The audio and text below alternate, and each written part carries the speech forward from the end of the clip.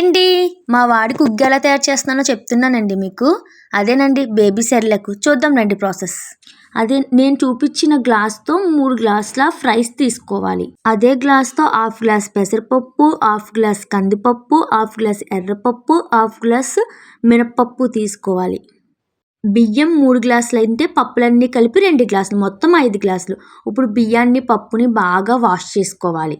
ఎండలో కానీ ఫ్యాన్ కింద కానీ ఆరబెట్టుకోవాలి. ఇలా మంచిగా ఆరిపోవాలి బియ్యం అండ్ పప్పు రెండు కూడా. ఇప్పుడు ప్యాన్ పెట్టి పప్పును మంచిగా వేపుకోవాలి. మంచి స్మెల్ వచ్చినంత వరకు బాగా ఇలా ఎర్రగా నేను చూపించిన విధంగా ఎర్రగా వేపుకోవాలి. అదే ప్యాన్లో మళ్ళీ బియ్యం వేసుకొని మంచిగా వేపుకోవాలి. బియ్యం కూడా మంచి స్మెల్ వచ్చి ఎర్రగా అయినంత వరకు వేపుకోవాలి.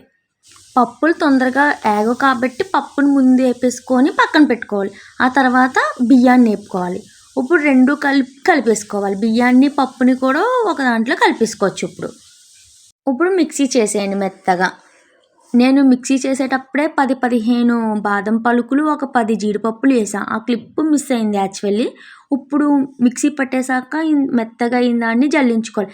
యాక్చువల్లీ 6 మంత్స్ బేబీకి అయితే జల్లించుకొని పెట్టాలంటే 6 మంత్స్కి బాగా మెత్తగా, 7 మంత్స్కి కొంచెం మెత్తగా, ఇంకా 8th మంత్ 9th మంత్ వచ్చినప్పుడు కొంచెం నూకలాగా చేసుకొని పెట్టాలి.